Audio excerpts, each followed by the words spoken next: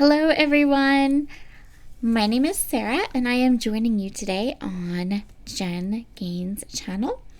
I'm going to be creating for you a scrapbook process video using some colored cardstock, this beautiful 6x6 paper pad from Honeybee Stamps, and 2 photos.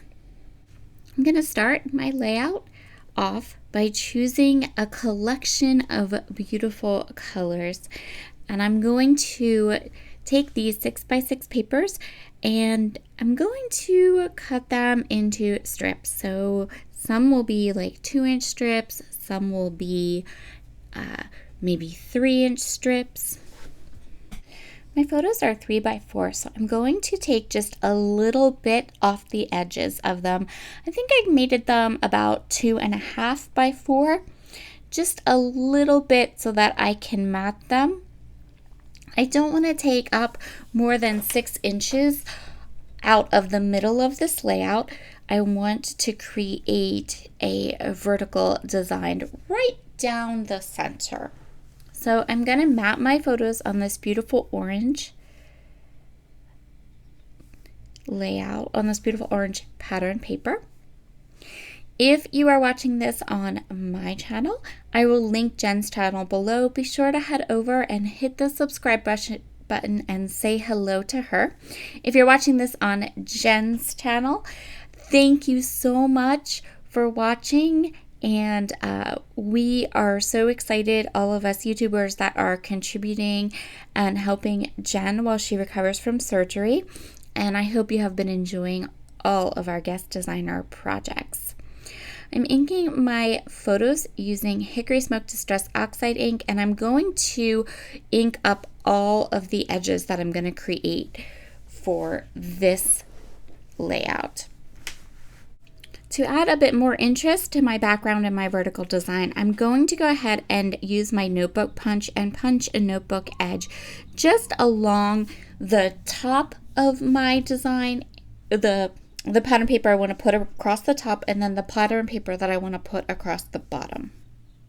Now you can kind of get an idea and see this all come together. So I'm just taking all those patterns, trimming them into different lengths and different widths, and then creating this long, thick border down the middle of my page.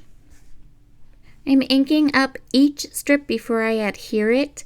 That is going to allow a little bit of definition and separation between my colored cardstock background and the pattern paper, so you're really able to see each of these strips of pattern. And here you can get a really good idea of how this is looking and how it's going to look when I'm all finished. I love how this turned out. This is going to be the last pattern here at the bottom. And now I can get to work on my title. This is a pretty easy and straightforward design idea. This is an pretty easy and pretty straightforward page to put together, so the video isn't going to be too terribly long. Because of that, I added in some of the techniques that I tend to use quite often on my layouts so that you can see some of the process for those. Next, I'm going to go ahead and get to work on my title. I am using metal dies to create my title. I'm going to go ahead and do my first word, and I'm going to create my own thickers. The way that I do that is I'm going to get my first word. It doesn't have any repeating letters, so I can go ahead and cut this word all together. The way I'm going to do that is I'm going to grab some washi tape from my stash, specifically a tape that I either have loads and loads and loads of, or a tape that I don't really like. And I'm going to use the washi tape to hold the metal dies in place. And then I can go ahead and cut the pattern paper, and I'm also going to cut 3 white cardstock letters as well. And I'm going to do that for all the letters in my title. Once I've die cut all the letters for my word, I can go ahead now and grab my very favorite wet glue, which is Nuvo Deluxe Adhesive. And then I'm going to go ahead and stack and glue all these letters together. That is going to give me these nice dimensional die cut letters, and I have a pretty long title planned for this layout. The title is going to kind of be the journaling too, I guess. So my title is going to mix these homemade thickers with some letter stickers. And there we go. There is our entire title all done through the magic of YouTube.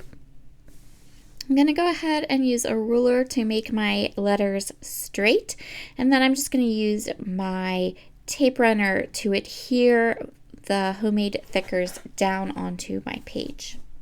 I'm adhering my letters down with my tape runner. The reason I'm doing this is because I know that I want my embellishment clusters to interact with the title and the letters, and by using my tape runner, I'm making it easy on myself to kind of lift them up or reposition them if I want as I am embellishing and finishing up my layout. For the rest of my title, I'm going to use some of these letter stickers. So one of my subscribers and YouTube Perks members sent me, or gave me, she didn't send them to me, I saw her in person and she gave them to me, these sticker packs. There's loads of stickers, beautiful flowers, beautiful letters. I really like them. They matched my layout perfectly, and using the stickers allowed me to really kind of just play and have fun and keep my layout pretty easy to put together.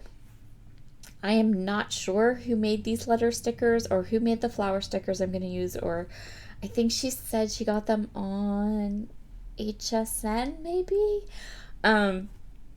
They were gifted to me, so I know everyone's going to ask, where'd you get those stickers? They were a gift. I don't know where they originally came from. I'm going to flip through them and take a peek. They're so pretty. I love those butterflies too, but for today, I'm going to go ahead and use these flowers. So my game plan is I want 3 clusters of the flowers. I want to be able to layer them up, so I'm going to start with the larger clusters and the larger flowers and then work my way down to the smaller flowers. This layout is part of an album about a very special trip that I took with my family to the zoo, and I will quite soon have an album flip of all the pages in this album, including the story of why this trip was so special and what we did and that kind of thing. So you can look for that to be up on my channel probably in December. I'm planning on having at least 2, maybe 3 album flips on my channel in December as I go ahead and finish albums in an effort to get some of these books done before January.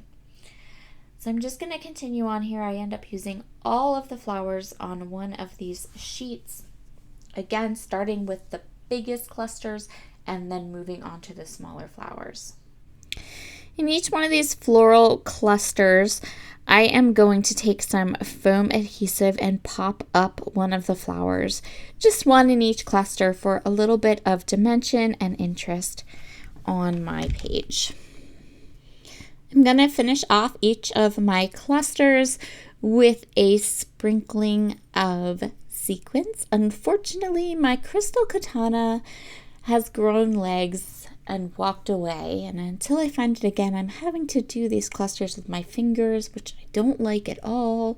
So hopefully it shows up and comes back home pretty soon.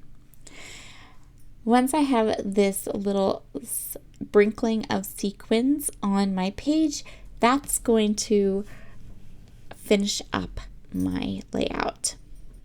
A huge shout out to Jen. I hope that she gets well very soon and is back to her regular programming. And I hope that you all have a wonderful day. Bye.